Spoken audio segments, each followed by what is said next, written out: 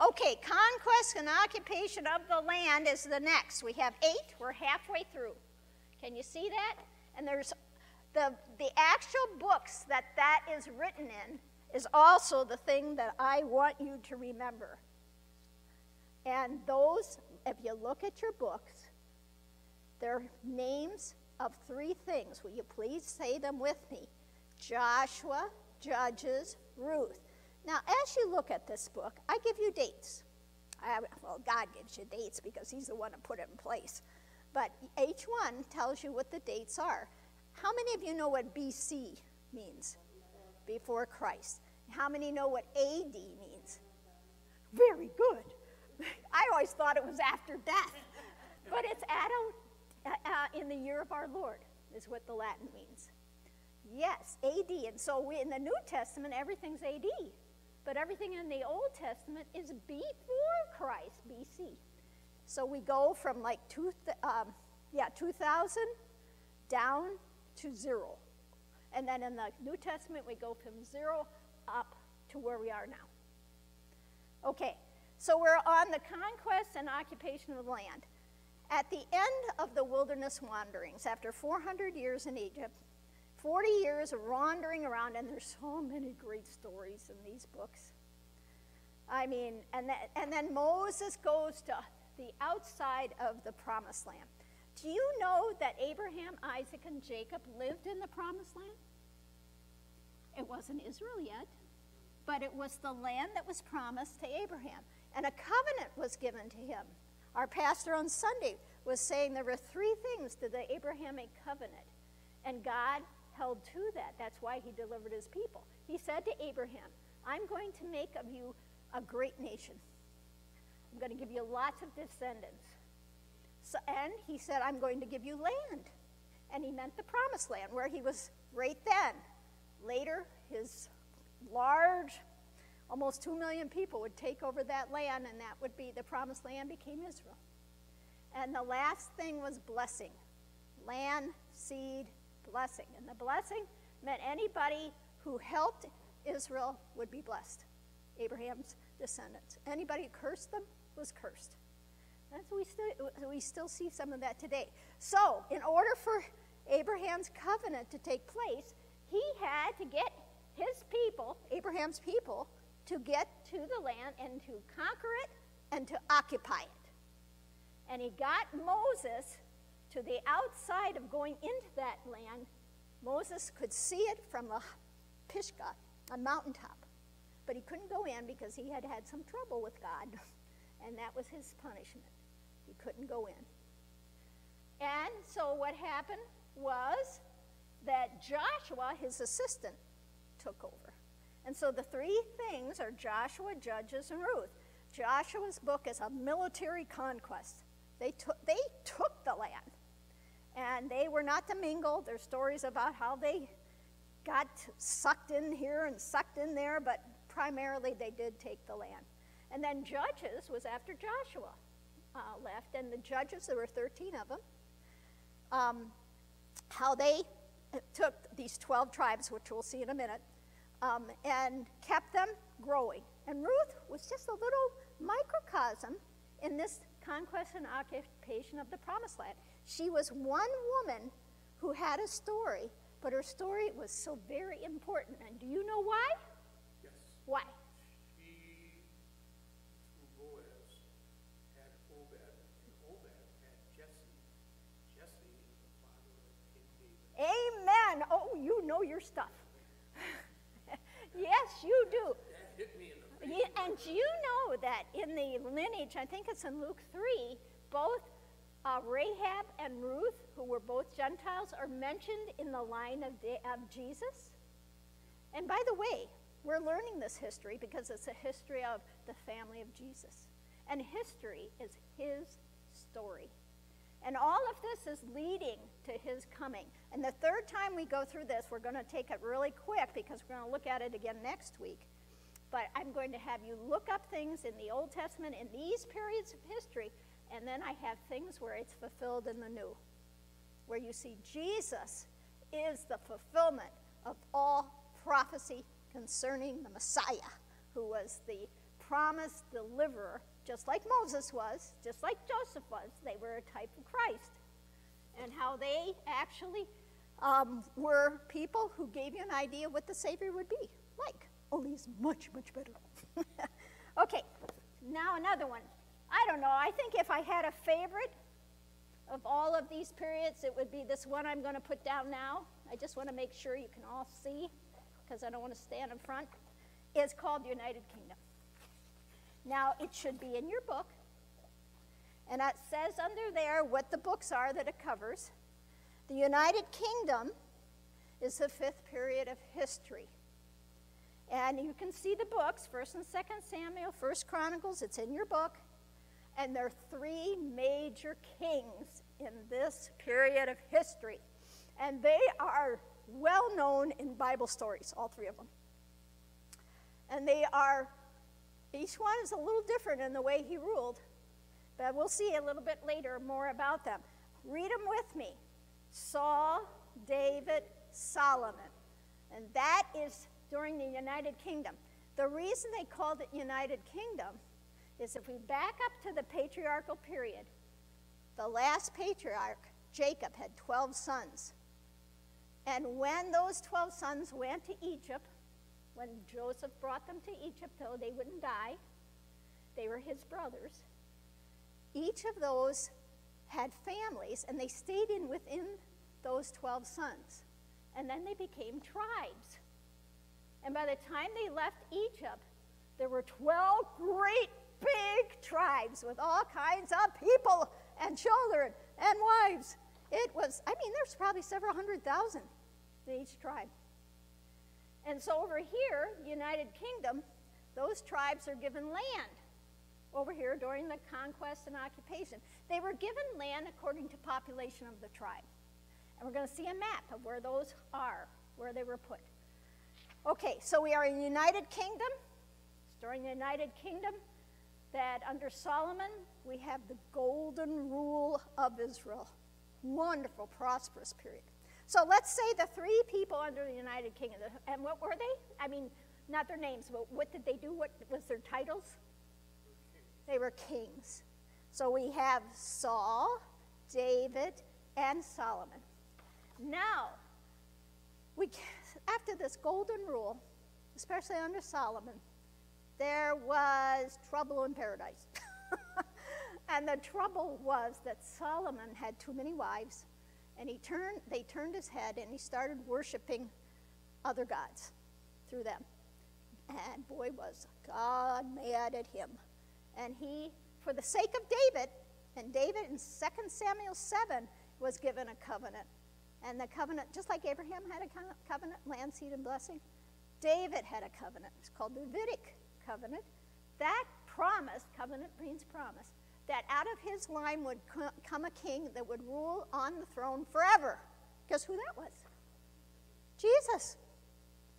So, Solomon, even though he sinned, God kept 2 tribes for him so that the line of David could continue. Well, we'll see that later. And so it's called the divided kingdom, because the divided kingdom, if we look at it, we're going to look at how many kings. Divided kingdom means 1 kingdom with 10 tribes. Remember I told there were 12 tribes? 10 tribes stayed in the north, and it kept the name Israel. And then there were 2 tribes that were in the south, and it was called Judah after the largest tribe.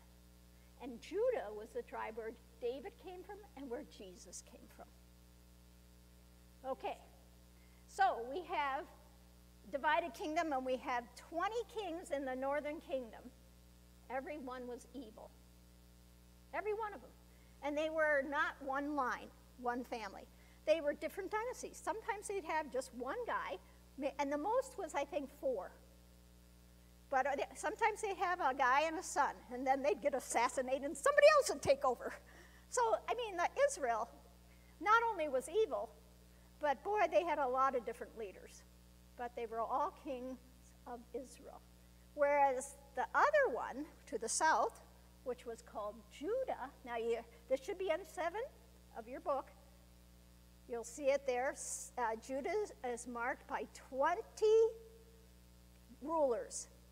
But 19 were kings, and one was a queen. And someday ask me about that queen. I don't want to take all that. She was evil.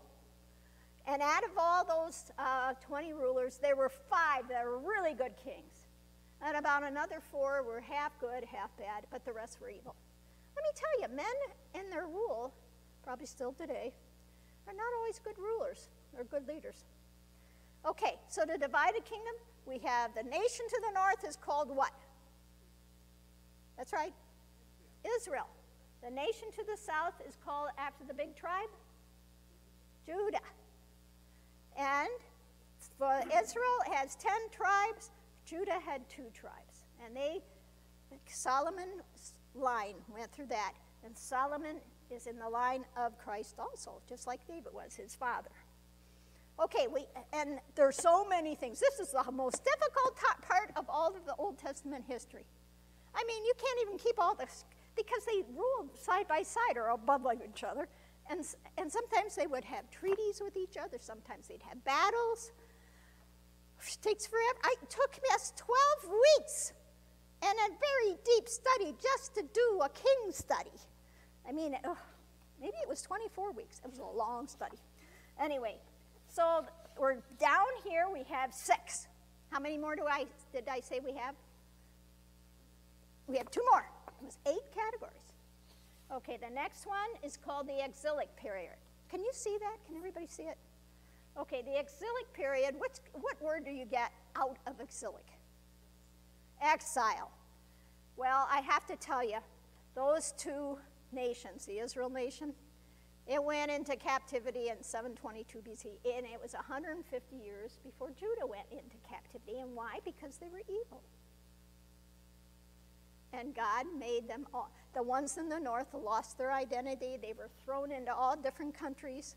Where is the captivity of Judah, the line of Christ, and this needed to happen, stayed together when they went into captivity. And it went to a kingdom called Babylon. And it was in Babylon that they stayed for 70 years. And you see the books there, Ezekiel and Daniel. And the reason Ezekiel and Daniel are in the exilic period is because they both lived in exile in Babylon. They wrote their book in Babylon. And boy, the stories that come out of this, especially Daniel, for the little kids. Oh my gosh, there's so many great stories. And so Ezekiel and Daniel are the ones I want you to remember for the exilic period. Do you see it on page 7? The exilic period, Ezekiel and Daniel. You're going to have to really look at the divided kingdom, because I want you to remember Israel to the north, 10 tribes, Judah to the south, 2 tribes. And if you just remember 20, both of them had 20 rulers. That's all I want you to remember. There's so much more. Well, they had 20 rulers, 20 kings in the northern kingdom, and then 19 kings and 1 queen. That's why I can't say they weren't all kings. There was 1 queen in there. Okay, and the final period of history is called post-exilic history. And what do you think that means then? Post-exile. It means that they came out of exile. It means after 70 years, God had made a way through a Persian king named Cyrus to send them back to the land that they were taken out of. And so 50,000 of them returned.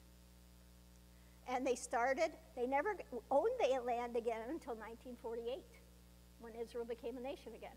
And that was predicted. But they did live in the land. They became Jews because the word Judah, the tribe Judah, was shortened by people, and so they started calling them Jews. That's how they got the name Jew, from the Judah tribe.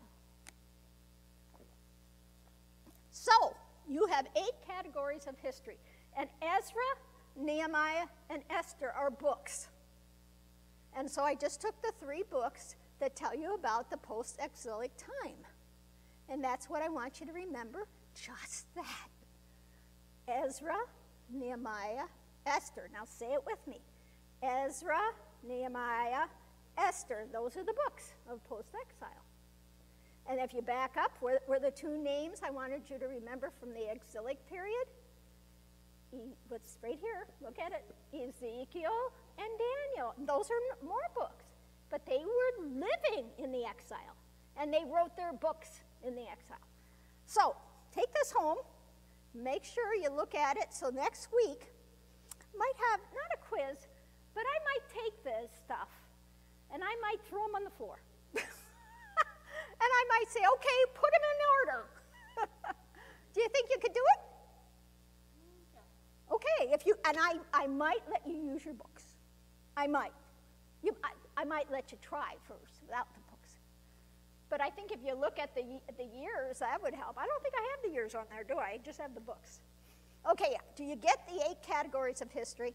We have 5, 12, 5, 5, 12 for our framework of all 39 books. Now, these are books of history. And you'd have 8 big pieces of puzzle. 1, 2, 3, 4, first 4. 5, 6, 7, 8 inside that 5, 12, 5, 5, 12. Next week, when we take the 22 books of poetry and the major and minor prophets, we're going to take little pieces out.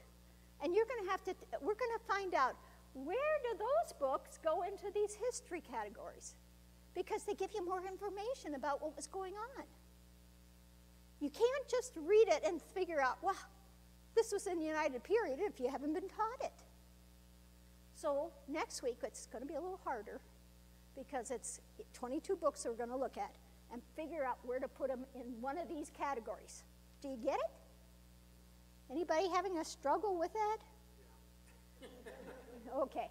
Well, see how these books are all about history and they go through the end of Esther, right there.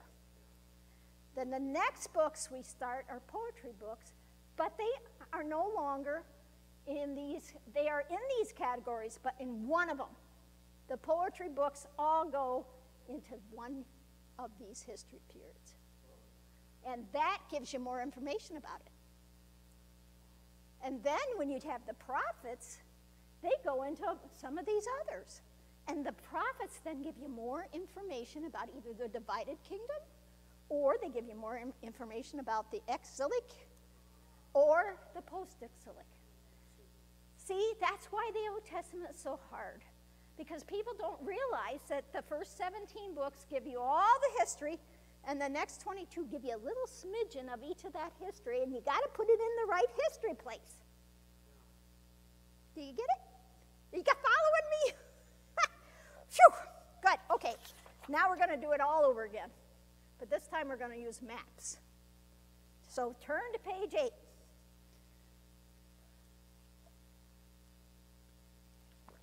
So, if you look at the first one, you will see a map of the current Middle East on page 8. You see Turkey?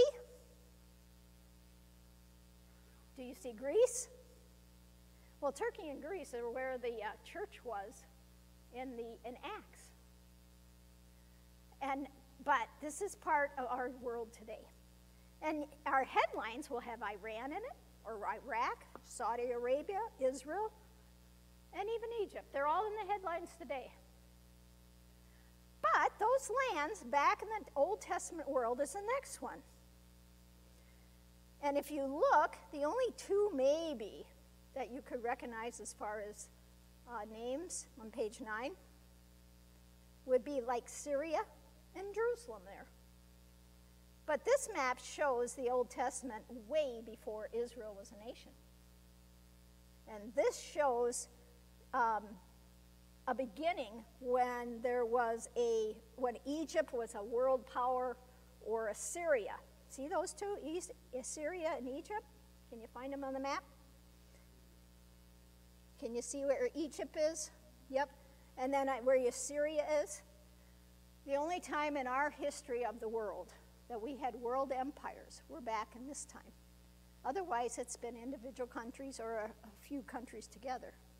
We have not had a world empire since, not since Rome. And someday we will have a world empire again. You know who it'll be under?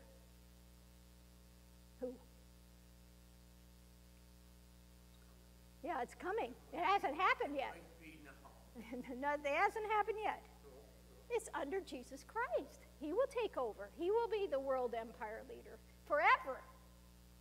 Jesus Christ is our focus really in the Old Testament. And now, in the third time we go through, we'll see a little bit more about that. Okay, those are just overview of maps. Now let's go through the 8 periods by maps. Turn to page 10. The era of beginnings. Remember, we went through and we had 3 things: creation, fall, and flood. Remember? Well, look at this map. If you're going to look at creation, what's the name of the place Adam and Eve lived? Garden of Eden. Right, Eden. Garden of Eden. And most scholars will tell you that the Garden of Eden was somewhere between the Euphrates and Tigris. And if you look back, you'll see this is where Iran, and yes. Well, if you look over Tigris and Euphrates, Iraq and Iran, if you look at page 8. See that? Where the Tigris and Euphrates are still there. But most scholars will tell you that's where the Garden of Eden was, between those 2 rivers. Beginning of civilization. Okay, now, the area that was important later, that was this area for the Bible, was a world empire called Babylon. Even before that was Assyria. Assyria took over this area. Then Babylon took it over. Then the Medes and Persians, and then finally, and Greece after the Medes and Persians, and then Rome. And they were all world empires because most of civilization was in this Old Testament world. If there were other people, they were just pagan tribes out and about. Okay, so we have era of beginnings where we see where the Garden of Eden could have been, probably was. Now, so that's all I'm going to tell you for era of beginnings. You get it? It's where, if we're going to have a beginning, we're going to have a Garden of Eden, right? So we had creation, and then what happened? The fall came. And then the flood. And all of that happened in this area. Okay, so we already got one done. Let's go on to patriarchal period. This is a little bit harder to figure out, so I want you to look for red dots. The red dot that's on the bottom right. And if you look over, it says Ur of Chaldea. And then you see Babylon above it. See, there was a city as well as an empire named Babylon. And Babylon is where one of the nations was taken into captivity, but we'll get to that later. Ur is where Abraham started living. He was born in Ur, one of the first patriarch. And God says, come out of your homeland, and I will show you where I want you to go. So his family, including his father, went up to the next red dot, that's Haran. You see it? And then Abraham stayed there, and then his dad died. And God says, come, I will show you where I want you to be after this. And he's taken down to all those little red dots. You see them there? And that is the Galilee, and that little circle, and then down there is the Dead Sea. Do you see that little line that has all the red dots by it? That's the Sea of Galilee, the Jordan River, and the Dead Sea. And to the left of it are a couple cities or towns that still existed later when it became the nation of Israel, Bethel and Hebron. And all the stories of Abraham that are in Genesis from 12 on, 12 on, are in this area, which became later the nation of Israel. So do you see where this is happening? What's that sea to the left? Who knows what the name of it is?